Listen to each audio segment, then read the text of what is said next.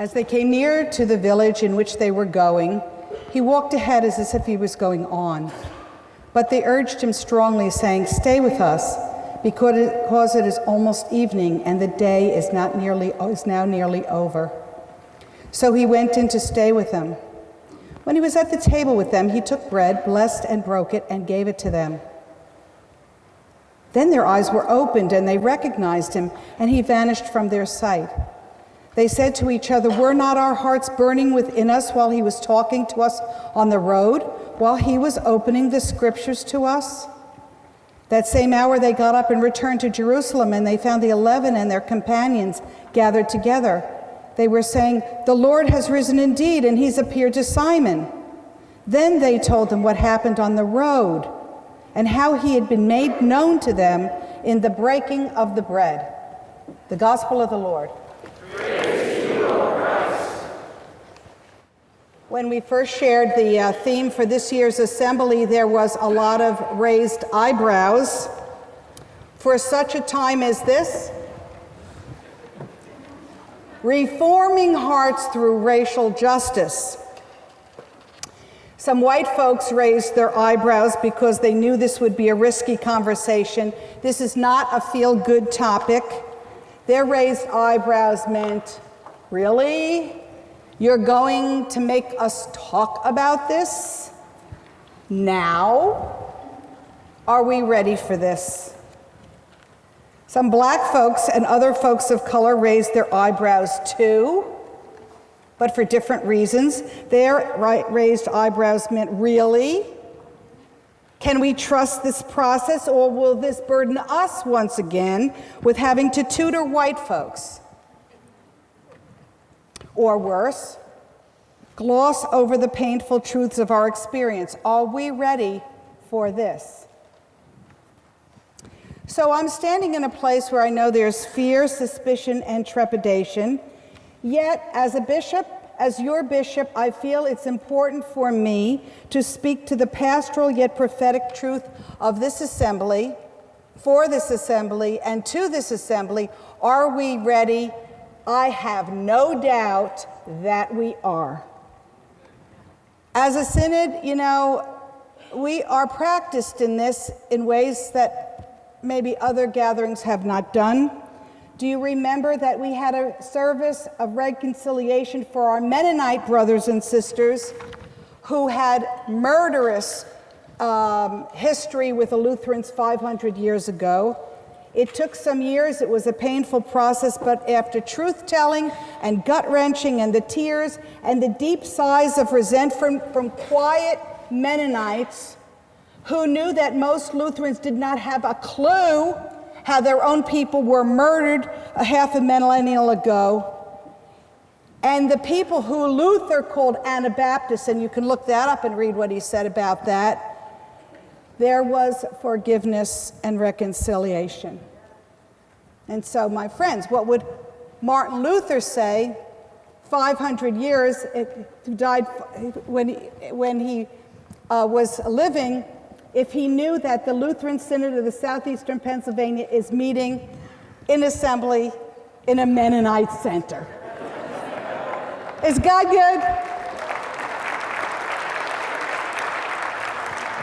I know Christ is happy that we are loving each other and not hating each other, right, Jerry?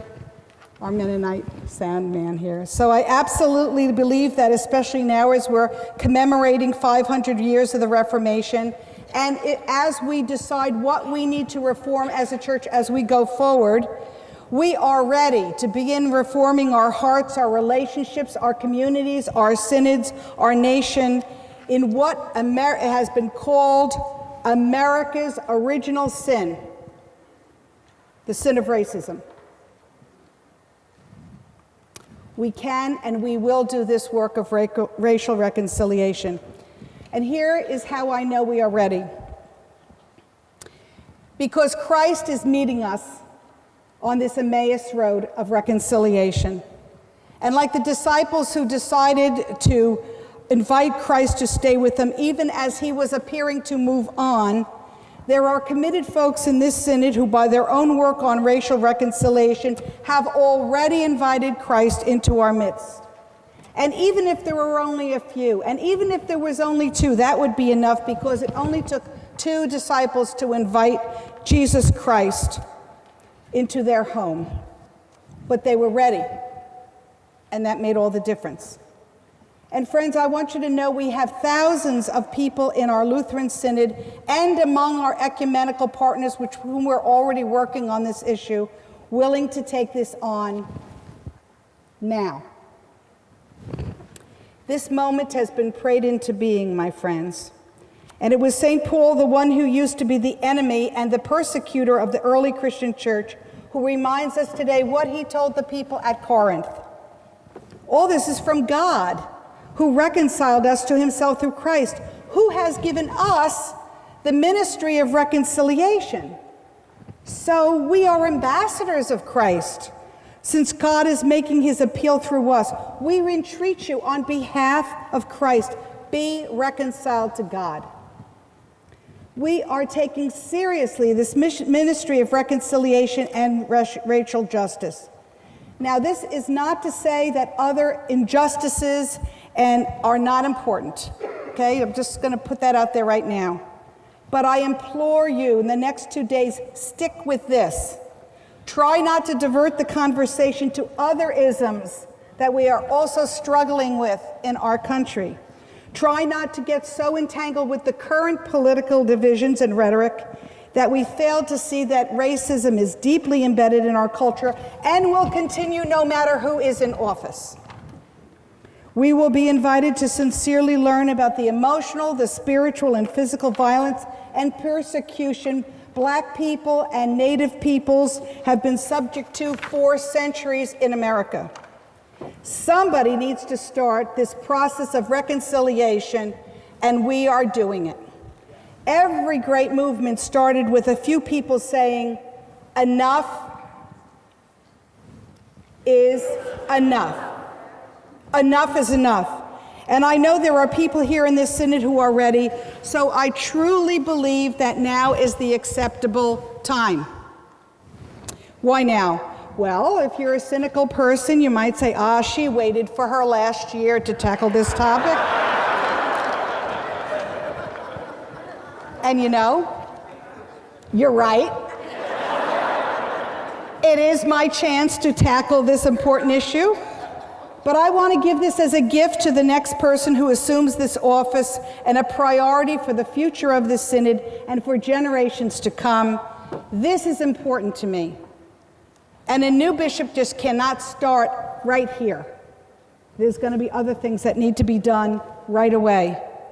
So I realize that some of what I have to say may be hard to hear, but I'm going to intentionally challenge you. So I'm warning you now. This is my last assembly, for some of you who don't know, before the election of a new bishop next year. And as Alexander Hamilton would say, I'm not throwing away my shot.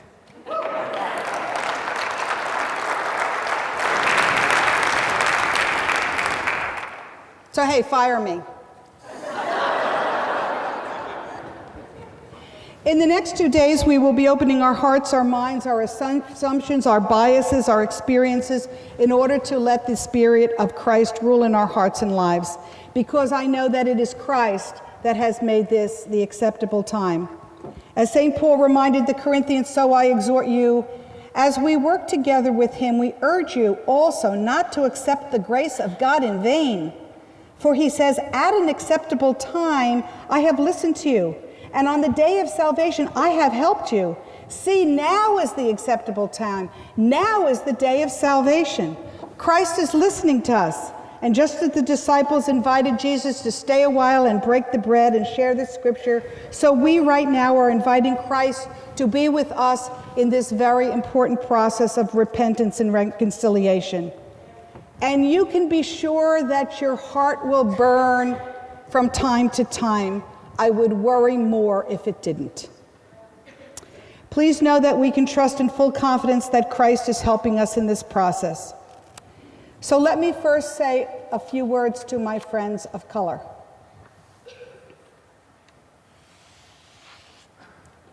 It pains me to know how white the ELCA is.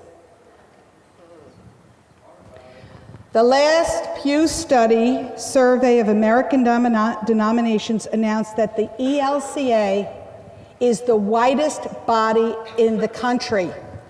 96 or 97% white.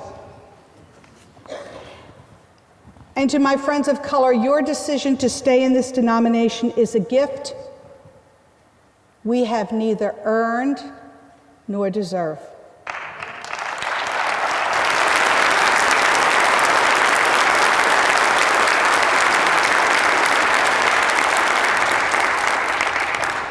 But I am grateful for your willingness to not let us go.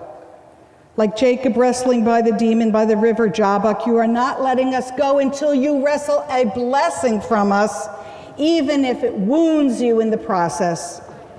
And there are wounds, I know.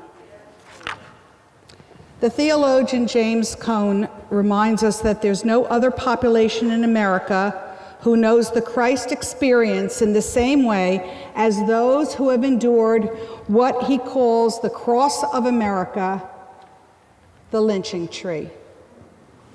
A church that proclaims Christ crucified must recognize the crucifixions and the unspeakable torture, derision, and humiliation, large and small, that stalked the black community for 250 years of slavery, followed by another 60 years after the emancipation of lynching, and continues today in everyday ways only people of color can truly understand. Dr. James Cone writes, "To keep hope alive was not easy for African Americans facing state-endorsed terrorism nearly everywhere in America. Trouble followed them wherever they went, in the morning, at night, and all day long, keeping them awake and stalking them in nightmares like a wild beast waiting to attack its prey.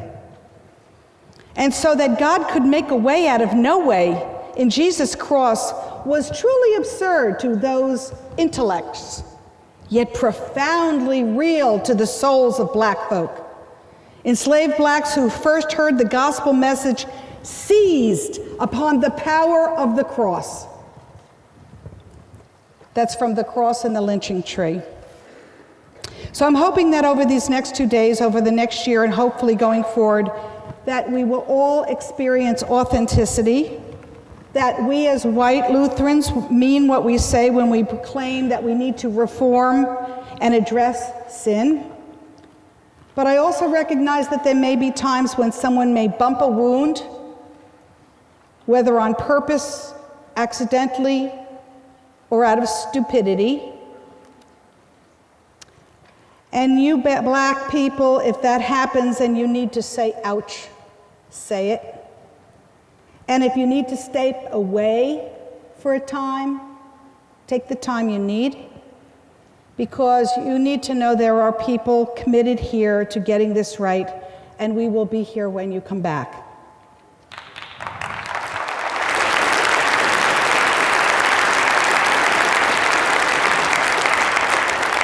And we know there are many like Habakkuk waiting at the watch post and stationed on the rampart. We know that God is keeping watch and attending to your pain. We are ready to listen, and we are ready to write a vision that God has for us all. And now a word for my white friends. I know that talking about racial reconciliation in many church circles is a taboo topic. But the thing we cannot talk about is the very thing we must talk about. It will be embarrassing. It will make heat rise up under your collar, and your cheeks will flush with emotion, anger, shame, and recognition. Friends, we can't dilute this for one another. How many of you have known someone who has cancer and has to undergo debilitating treatments? You have some idea how awful it feels, but you also know it's necessary. That's what we're talking about. We have to do the work of reforming our own attitudes so that we, as ambassadors of Christ, can get some courage to undergo the treatment process. Whatever discomfort you may feel, frankly, it's incomparable to the collective and individual pain of African Americans and Native Americans that have suffered for hundreds of years. So if your feelings get hurt, live with it. And for those of you who have been previously hurt by trying to do the work of reconciliation, no matter what your skin color, here's what I'm asking. I'm asking you to try it again for the sake of the gospel. For the sake of the gospel. Let's try it again, but let's try it together again. I'm asking all of us to take on some of the pain of Christ for each other. And I understand that I say this to all of you because I love you. I love you as your bishop. We have been through 11 years together, and I have seen what is possible in this synod, and I know we can do this together, and I know we can be better together. We proclaim Christ and Christ crucified. That means that Christ will help us make the sacrifices, will help us take up our cross, and help us to be willing to endure the pain necessary to be raised with him. And let there be no doubt, this is the kind of process of resurrection happening through this work. St. Paul reminded the Corinthians that because of Christ, see, everything old has passed away. See, everything has become new. All this is from God, who reconciled us to himself through Christ and has given us the ministry of reconciliation. That is, Christ, God, reconciling the world to himself, not counting their trespasses against them, and entrusting the message of reconciliation to us. This means that we are entrusted with the ministry of reconciliation. What's done is done. I know that. We can't change that. Everything old has passed away, but with the eyes of faith, we can move forward to what Christ is doing right here, right now, to bring about this reconciliation. So let me share with you a bit of my own story of racial reconciliation, because we're going to be talking to each other for the next couple of days. For me, it's about relationships. Maureen is one of my very close friends. Like many friendships, it started about 30 years ago when we lived across the street from each other in Melrose Park. Her son Matt and my son Alex grew up together. They're still friends, and Alex said he just saw Matt last week. They played well together and often slept over at each other's houses, and Maureen and I enjoyed watching them over the years. One of our sons was arty, and one of our sons was geeky. But both were playful, kind, funny, and smart boys. We loved them both. But one day when they were about 12 or 13 years old, Maureen and I were sitting on the porch watching them play video games, and I said something like this. Hey, look at our boys. They're clueless about adolescence. Look at all the temptations they'll face, all the struggles they'll have to go through as they grow into being young men. Yes, said Maureen, but what my son Matt doesn't know could kill him. See, Maureen's black. Matt's black. The family's black. She said, I'm worried for his life. His father and I have to explain to him that if he makes a mistake and gets in trouble, it could get him killed. If he's in the wrong place at the wrong time, it could get him killed. When he starts driving and if he speeds and gets pulled over, it could get him killed. If he's on the street when another black man has committed a crime somewhere else, it could get him killed. And if he says the wrong thing, or if he makes the wrong move, it could get him killed. Claire, your son Alex will never have to worry about that.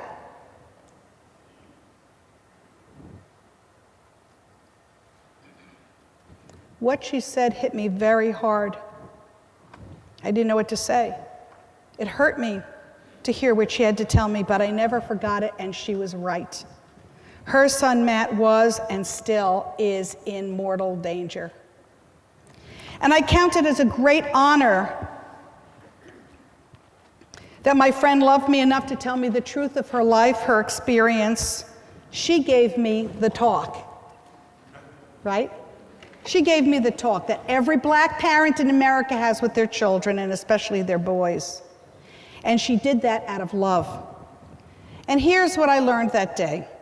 Receiving another person's truth, another person's pain is actually a gift. If they trust you enough to share it with you, this is one of the highest honors you can receive. I look back on that moment through the eyes of reconciliation, and I realize she was sharing a Christ moment with me.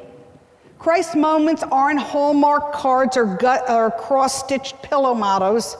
They are real moments of gut-wrenching realizations that open our eyes like on the Emmaus Road. And like the disciples seared by the sight of the risen Christ, she shared with me a moment of heartfelt truth. And I can look at that moment with Maureen and say, was not my heart burning within me as she talked to me on the porch? Divine truth intersected with our very human reality for such a time as this. It's God's intention that we love one another because we are God's creation. Maureen loved me enough to tell me the truth, and I loved her enough to listen. And not just to listen, but to try through my words and my actions, through my life, to make it better.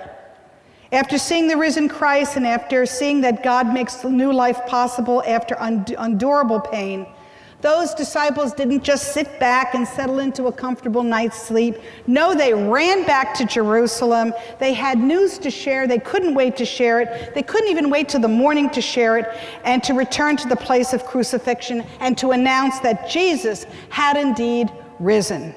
Write the vision. Make it plain so that even a runner can read it from far away. That's what we will be doing. Christ has made this vision to them plain as he helped them understand the scriptures. It was as plain as the bread broken in his hand that he shared with them at the supper table. And now they're running and announcing this: Christ changes everything. Christ changes everything. This will be the theme of the ELCA Youth Gathering in Houston next year, and it's a vision we need to make plain right here in Southeast Penn. Christ changes everything.